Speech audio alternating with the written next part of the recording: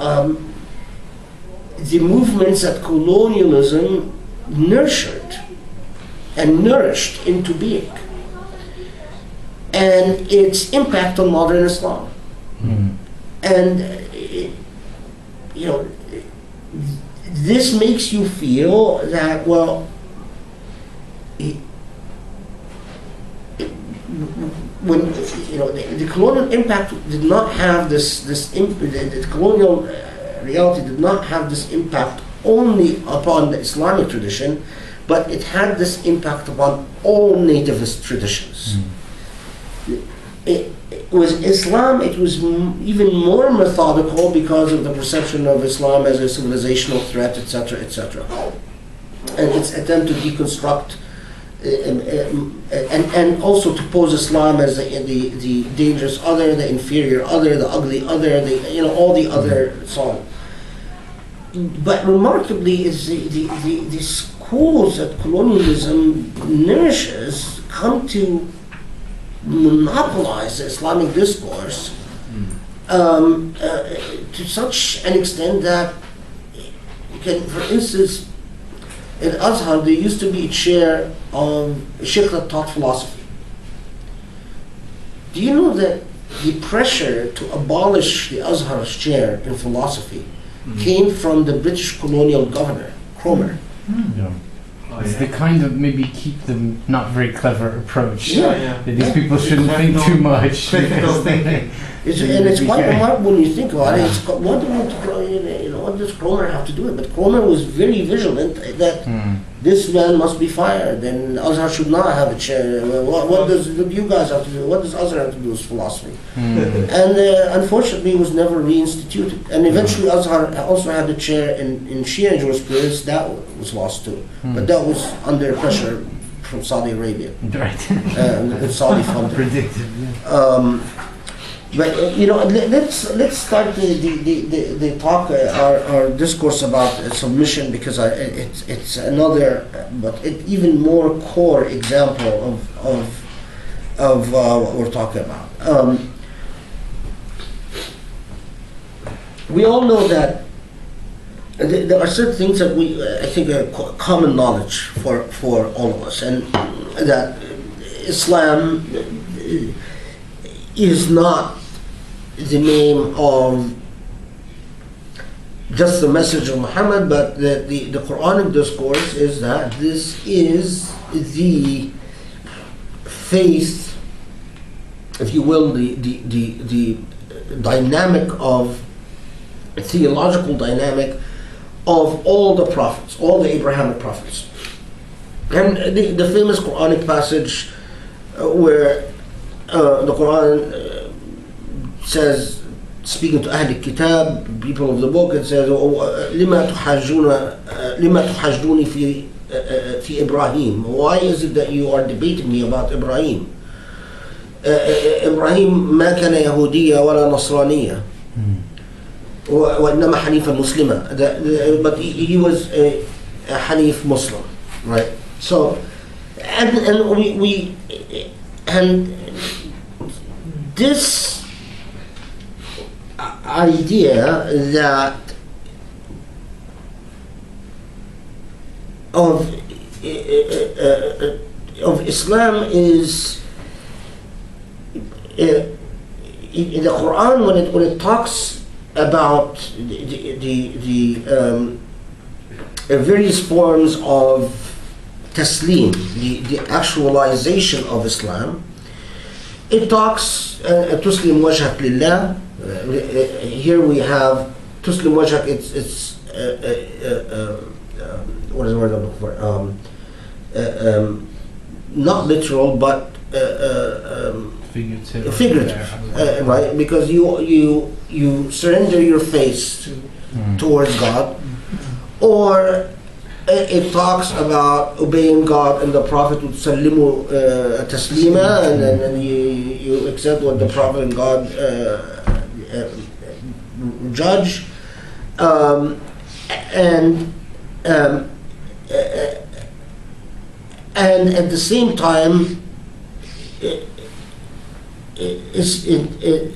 Islam is is constructed as the antithesis of kufr, the state of ingratitude, and shirk, a state where you, the lack of a clear moral objective or a clear sense of direction as to who your maker is, what the purpose of your existence is, and so on. I mean, shirk itself is a very layered concept in the Islamic tradition.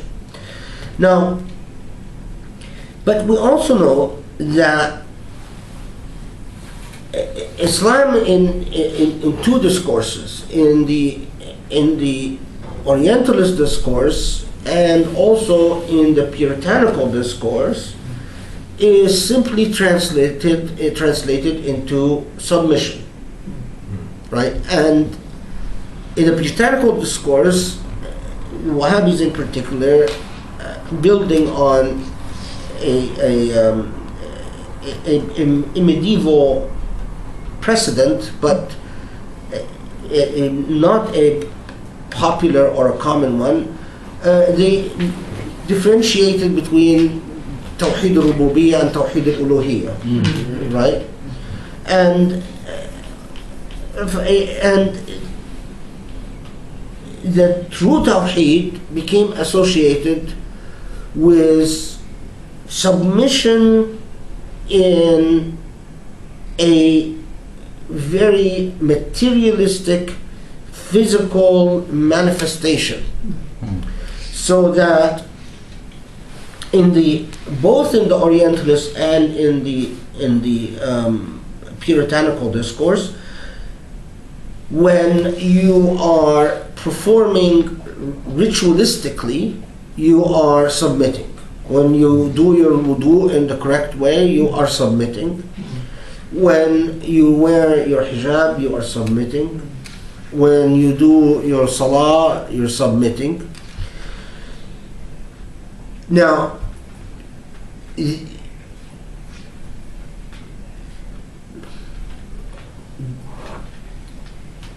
comes in the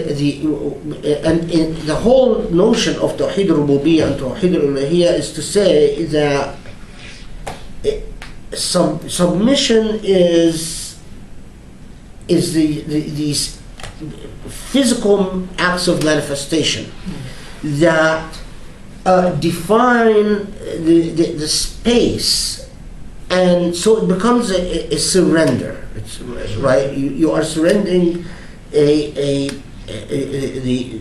space, autonomy, etc., etc. And part of them, from the Orientalists picking up on this theme, saying, well, in Islam there's really nothing such as orthodoxy, there's really orthopraxy. Right? The old argument that, well, in Islam it's not correct belief. Islam really doesn't focus on belief, it focuses on correct practice, and which very nicely is in harmony with the Puritanical position, right? Now, if we ask, okay, so if a person in this common, in this conception of submission, is engaging in an aesthetic act of spiritual jubilation, such as zikr, right? Or it could involve singing, dancing, could involve expressing through artistic expression. In the Puritanical paradigm, is this submission? No. Not if it's not been commanded, I guess. No. It's only submission when it's an act you've been commanded to do, is my impression. That Right. It is not so. It is not submission, and this is the whole. It is not submission. In fact, it is a bid'ah, because you are try to come up with ways of pleasing God that God didn't command. And in fact, then we end up with some very interesting results. If you grow your beard, that's pleasing to God, right? But if you, I'm sorry? No, just cut the beard. No, if you, Like if you, you you know, if you say, if you come to me and say, okay, I want to please God, do I grow my beard or do I compose a beautiful song in praise of the beauty of Allah and I teach it to children? The response inevitably in the puritanical paradigm is grow your beard. You know, yeah. And in fact, then God's interaction with the space of a Muslim becomes a rather technocratic interaction. A sort of even bureaucratic interaction. So God, in the way God cares about that space that a Muslim occupies, cares whether you are wearing, you know, how long your gown is, you know, how high, how many inches above your heel it is, if it cares, and if you're doing wudu, if, you know, whether you're going to wash the earlobe or you're going to exactly wipe over the socks or not wipe over the socks. God is a stickler for these physical manifestations. And of course, yes, in you know, we get the usual lip service to niyyah. You know, yes, you should have niyyah of worshiping God, but fundamentally, if your skill, your initiative, your power is going into assuring that you receive instructions and implement instructions in a didactic and precise fashion that starts nearly a sort of like a military relationship of command and commanded. Now, what starts disappearing from this, right, are various ways of occupying the space between God and the human being. What disappears from this are, for instance,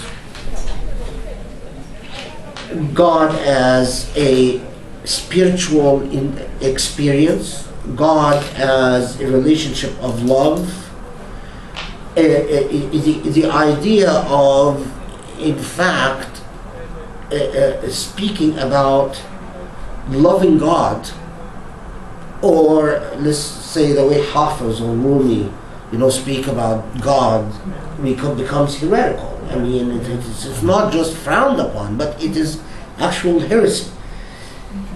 And it actually reaches its sort of its climax in some of the fatwa issued by Bin Baz and Al-Uthaymeen, where it says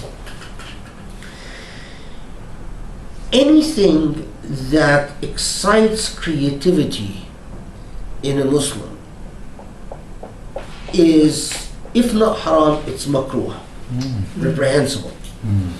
This is actually, it's in speaking God's name that I recorded this fatwa. Why anything that excites creativity? Because and Bin Baz and Al-Uthaymeen also, they're quite clear about this. This is because creativity is where you start to bring in bid'ah This is how you start innovating, right? And the innovations are the trapdoors of the devil. So creativity is how the devil enters. It just so happens that this is exactly what the puritanical origin, what Muhammad al-Wahhab said about philosophy. You know, that's the door for the devil. But now, after this, that if the relationship between the divine and the temporal can be reduced to a set of instructions that can be tracked, that can be measured with precision, and the individual autonomous, the individual's creative act, or the individual autonomous act, or the individual rational act does not enter into it, then nothing prevents authority to step in to ensure compliance. After all, they're all reading from the same code, right? Right? And it's not surprising that the first to take roll call in prayer in Islamic history were the Wahhabis. They introduced this in the invasion of Mecca.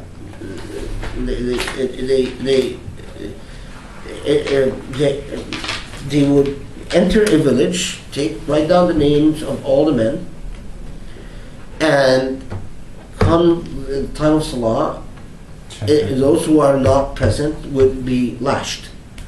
And this is bid'ah. but see, the logic, the way you deconstruct it as a bid'ah is to say, I am simply ensuring compliance with the military instructions between the divine and the temporal, and so how can I be blameworthy?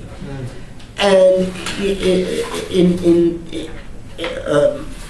the role of the enforcer becomes remarkably, again, the militaristic is I think an adequate word here, because they'll also make sure that as you're standing in prayer, that the lines are very straight, that the toes, the pinkies, the little toes are touching, that the shoulders are touching, and that this is, and then in sujood that the hands, the knees are in right water, and that the forehead and the nose are touching, and that becomes, if you can imagine the space of a relationship, this absorption into the sum total of instructions occupies pretty much the full space. The human being is not left with much more. Normal human beings that they can put their attention into, except distractions. I mean, it's as if the creativity denied in your relationship with Allah, rationalism denied in your relationship with Allah, autonomy denied in your relationship with Allah. You're going to express it, but you're going to express it away from religion, not within religion. You are going to find a way to be creative, but in either ways that are simply a-religious or sometimes outright hypocritical. One of the things that and this is my personal observation, is that my non-puritanical shuyukh, I've never had a sheikh from who did not belong to the Puritan tradition, who turned out to be a hypocrite or leading a double life. All my sheikhs, what I saw is what I got, or you got what you saw. I mean, they were fully integrated human beings. You don't discover that they have these compartmentalized lives that are typical of a military-like existence and an authoritarian-like dynamic. But I can't tell you the number of times that I've had shuyukh from a puritanical orientation where I discover remarkable inconsistencies. So, for instance, in personal lives. And I'm not. I mean, I'm talking. For instance, I discover one of the people I studied hadith with, that the Indian girl who worked at his place as a maid, that he's been visiting her at night. Now, he ultimately rationalized it himself by another legal category. He said, well, I consider her my slave girl, and a concubine. But that very, when I compare the personality of the non-Puritan sheikhs who are, you find them engulfed in poetry, in beauty, in love of the divine, they're truly, the material has more and more withdrawn in importance, or alternatively, some of them would be completely engulfed in reason and ethics and morality and so on. But this attempt to sneak or get away with explosions of the oppressed individual is not common. While the puritanical personality, in my experience, does have the ultimate paradox, the ultimate contradiction comes from this suppressed individuality that explodes, but in weird, bizarre, in non-symmetrical, non-harmonized fashion. Now, of course, this begs the remarkably important question, well, this conception of Tawheed, already we know through the existence of Sufi tariqas that this cannot be the only conception of Tawheed in Islam. So we already have a hint. But what we do not know is what are the actual theological thrusts towards conceptions of Tawheed. And this puritanical conception of Tawheed, in what sense or to what extent is it actually anchored in Islamic civilization? What gives us pause is that the Islamic civilization, we study it as a historical phenomena, is a remarkably creative civilization. I mean, everything, sciences, music, art. I mean, even when I look, this is an integration of something that looks like Indonesian culture with Islam. I mean, sort of a synchronism that is at harmony with itself. It is not a civilization of arid individuality or creativity or the absence of the aesthetic. So if the conception of Tawheed and submission, especially submission, that belongs to the Puritans and that is often the often Orientalist attribute to Islam is true, then how could it be that we have this civilizational phenomena? Then this in the pedagogy that I always use, I say this gives you an ethical. This raises an ethical obligation upon you to investigate, to say, okay, something is missing here in the picture. This is not consistent.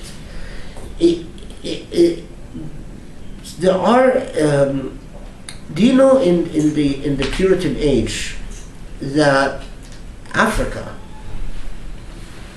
Islam has retreated in Africa to remarkable degrees. I mean, Africa at the beginning of the Puritan age was the number of Christian Africans were different estimates were basically, they say, about 90 million.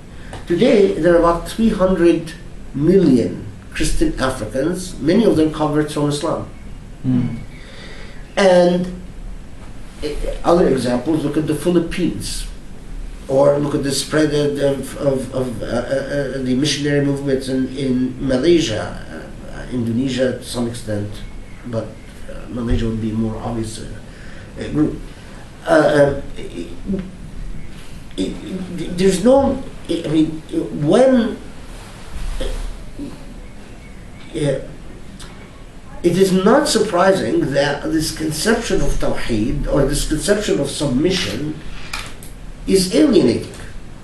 And the most attractive brand of Islam in the West, for instance, and the one that tends to bring color is what? Sufism, right?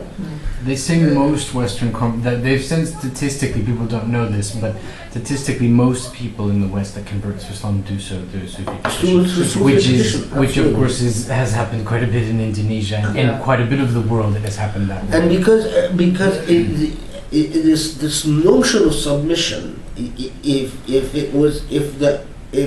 God forbid the Sufi alternative didn't exist and it was only the puritanical, I think Islam would eventually become solely an Arabian Peninsula phenomena and disintegrate. Okay, I've raised the question, and it's 4:20 now, so I hope I've stopped at an exciting point. Yeah, very. So Monday, inshallah, I will tell you about the various theological orientations, some of them Sufi, some of them not Sufi, about the whole notion of ما معنى الإسلام والتسليم. And this particular notion of taslim, is it truly this orthopraxy, or is it various competing traditions? I'll tell you that if I would have existed, if I was born in the 15th century, okay, I would have never predicted that the day would come where the puritanical understanding of Islam and Taslim would become as widespread as it is today. I mean, just reading Islamic history, I would have said, oh, that would probably be among some little tribes in the mountains of Yemen, or the mountains perhaps of Algeria or something. But the reality has gotten worse and worse and worse. And what political correctness or political niceness has often caused Muslim intellectuals, I think, to betray their own tradition by refusing to say, wait a minute, your very notion of taslim is affirmatively erroneous, or in my belief, fundamentally inconsistent with the message of Islam as a mercy to humankind, and as a mercy to humankind, and as a universal call unto the maker of the universe. And that's this is actually quite this notion of a universal call unto the maker is key to the various theological orientations of Islam and Taslim that existed in Muslim intellectual history. Mm-hmm. Okay, so Monday We don't have a class tomorrow? No, we don't have class. Yes. I think Friday. Monday, Thursday. Okay, it's Monday to Thursday this week and Monday to Thursday next week. Thursday next Okay. week. Oh, I had an excuse to get out of my Dutch class now. It's gonna get high. Since I had to be here. So. Yeah, I don't. That's I was informed that that's a scheduled. Well, it's very Islamically compliant for us. It's not Yeah. to be free on Friday, but For me, I didn't it's think very enlightening. That's very good. I'm wondering also about the relation between Puritanistic ideas of Islam, like Tawheed, as you mentioned, with the idea, the rise of Islamic reformism. Because to some extent, what's happening in Indonesia, for example, the idea of reformism, Islamic reform, was held by Puritan groups of Muslims who are trying to bring Islamic ideas into social, economic, political realms, and they try to reinterpret, articulate the idea of Islam in a more progressive way, but at the same time they had still more Puritanistic ideas in terms of theology. Yeah, or something. exactly. I that's a really good point, because there is paradoxical reform. It's paradoxical. It ultimately clashes with itself, and ultimately it wants. It's as if it's telling human beings, we have to be rational, we have to be creative, we have to lead the world morally, intellectually, and so on. But then you deny them all the tools because the theological premises are impossible to work with. If the ultimate, the height of piety is,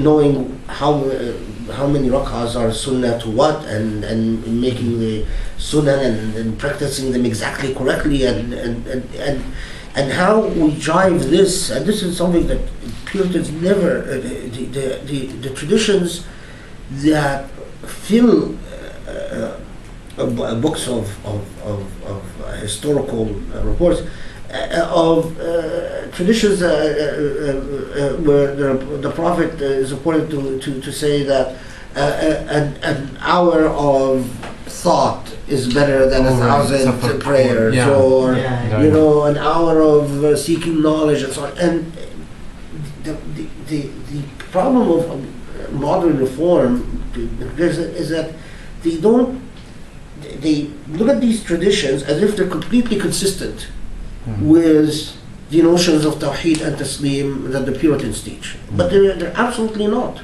They're absolutely fundamentally not. So. Okay, good. This is a good point to break. See you next week. Let's have a great weekend. Yeah, you also enjoy your time in Thanks the every time. the rural Dutch South. I think I'm. It's a good thing I know. Maybe. I'm too lazy to do that. But I think the limit of my activity will probably to get together with Nasr Abu Zaid, and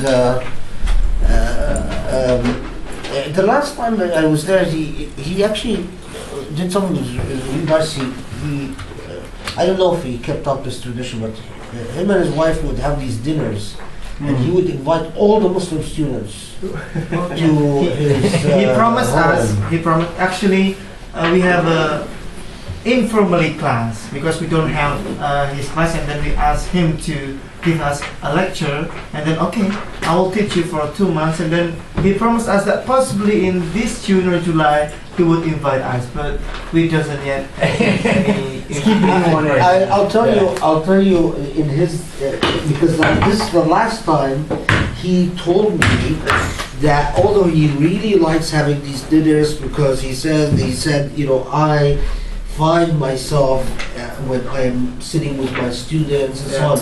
He told me that his wife doesn't like having these dinners. She's probably doing a lot of work. Because she apparently she commented and said, well, yes, because I sit there and slave for a week. That's fun for you. So maybe that's a reason, No, That's the July. See you Monday. all right. Have a great weekend. Have a good weekend.